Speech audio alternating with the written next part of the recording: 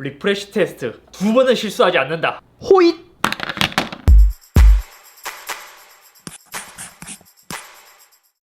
안녕하세요, 이쌤입니다. 오늘은 많은 분들께서 요청해주신 새로운 아이폰 12 시리즈 그리고 노트 20 울트라와 램 리프레시 테스트를 진행해보려고 합니다. 의외로 스마트폰을 사용할 때 굉장히 중요한 부분이죠. 예전에는 멀티태스킹을 했을 때 램 용량이 상대적으로 부족하다 보니까 앱 리프레시가 많이 이루어진 반면 최근 안드로이드 폰들은 램 용량을 굉장히 크게 넣으면서 앱 리프레시가 많이 사라졌어요. 그에 비해 아이폰은 아직까지 4기가 6기가 안드로이드 폰에 비하면 엄청 낮은 램 용량을 탑재하고 있죠. 먼저 앱 리프레시에 대해서 이제 간단하게 한번 설명을 하자면, 쉽게 말해 내가 하고 있던 작업을 다른 앱에 갔다가 다시 돌아왔을 때 다시 처음부터 그 앱이 램 용량이 부족하다 보니까 다른 앱을 먼저 죽여버리고 새로운 앱을 실행시키는 것이죠. 그래서 오늘 영상은 속도 테스트라기보다는 앱 리프레시를 중점적으로 살펴보는 것이고, 테스트 조건은 갤럭시 노트 20 울트라, 얘는 스냅드래곤 865 플러스 12GB의 램을 탑재했고, 아이폰 12 프로는 A14 바이오닉 6GB 램을 탑재했습니다. 아이폰 12는 프로세서는 동일하지만 램이 4GB로 4기가, 6기가, 12GB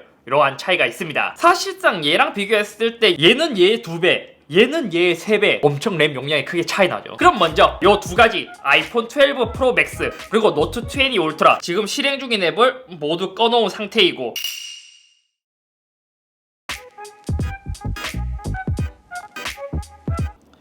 카메라 여기까지 앱을 모두 한 번씩 실행시켰고 로딩까지 모두 마쳤습니다. 이제 카메라를 찍지 않은 상태에서 한번 비교를 해보면, 번개장터 살아있죠, 넷플릭스 살아있고, 스타벅스 살아있고, 와일드리프트 살아있고, 카트라이더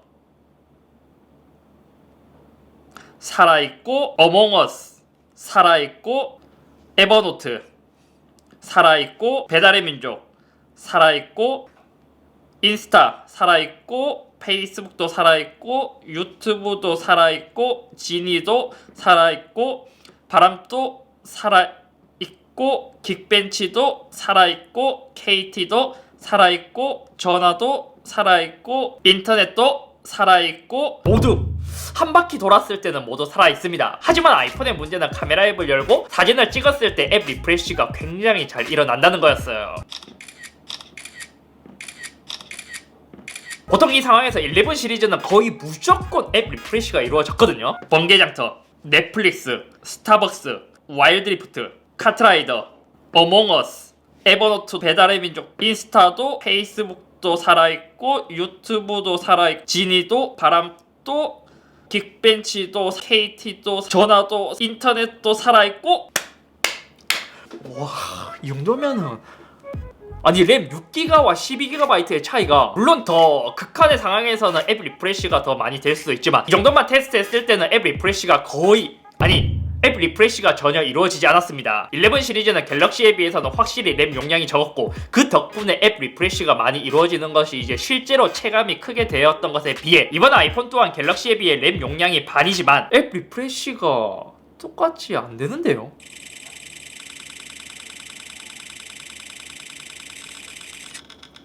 자, 거의 100장 정도로 연속 촬영을 하고 나서 훌륭한데?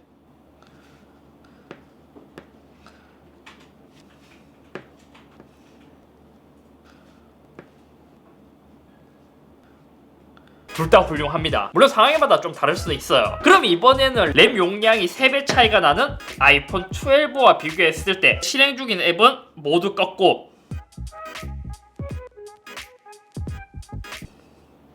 이제 한 바퀴 모두 돌았습니다. 일단 사진을 찍지 않은 상태에서 한번 돌려보자면, 노트 20는 아까 실험처럼 거의 앱 리프레시가 이루어지진 않을 거예요. 번개장터 사진은 안 찍었지만 카메라 앱을 실행시켰기 때문에 지금 번개장터는 앱 리프레시가 이루어졌습니다. 넷플릭스, 스타벅스, 와일드리프트, 카트라이더, 어몽어스, 배달의 민족, 인스타도, 페이스북, 유튜브도, 지니도, 바람의 나라도, 긱벤치도, KT도, 전화도, 인터넷도 살아있습니다. 확실히 램 2기가의 차이가 크게 느껴졌습니다. 그럼 한 번 더 카메라 앱을 실행도 시키지 않고 했을 때는 번개장터,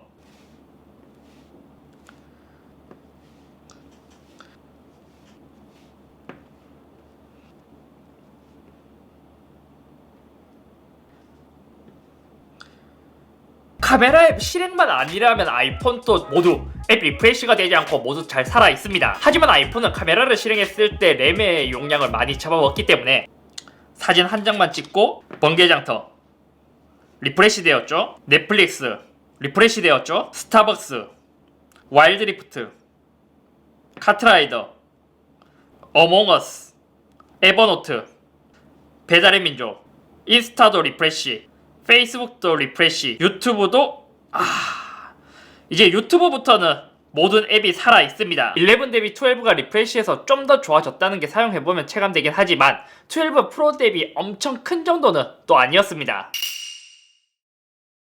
확실히 램 2기가의 차이가 크기는 크다. 이 테스트를 보면 램 용량별로 차이가 굉장히 크다는 것을 알 수 있습니다. 먼저 긍정적으로 보자면 아이폰 11 시리즈에 비해 앱 리프레시는 양호했고 특히 12 프로 시리즈는 2기가가 증가한, 그러니까 이제 갤럭시와 한 2배 정도의 램 용량의 차이가 나지만 상당히 많이 개선되었다고 볼 수 있습니다. 이것도 알고 보면 애플의 발표에서도 나왔었는데 A14 바이오닉 파트에서 자세히 보면 개선된 메모리 압축 기술이 들어갔다고 되어 있습니다. 나쁘게 보자면 확실히 램은 용량이 크면 클수록 좋다는 것. 프로 시리즈와 동일하게 6GB의 램만 탑재했더라도 앱 리프레시는 갤럭시와 비슷하게 거의 이루어지지 않았을 건데 이게 또 애매하네. 아이폰 12와 12 프로를 사용했을 때는 저는 오히려 가성비가 12가 훨씬 더 좋다고 느꼈는데 만약 카메라를 자주 이용하거나 앱 리프레시에서 스트레스를 받으셨던 분들은 램이 2기가 증가한 프로의 선택도 굉장히 좋다는 걸 이 테스트에서 알 수 있었습니다. 이것은 뭐 애플에서 이제 내부에서 자기들만의 프로세서, 뭐 OS, 언어를 갖고 있기 때문에 갤럭시 대비 램이 적더라도 이러한 최적화가 잘 된 게 아닐까 이러한 생각을 해봐요. 물론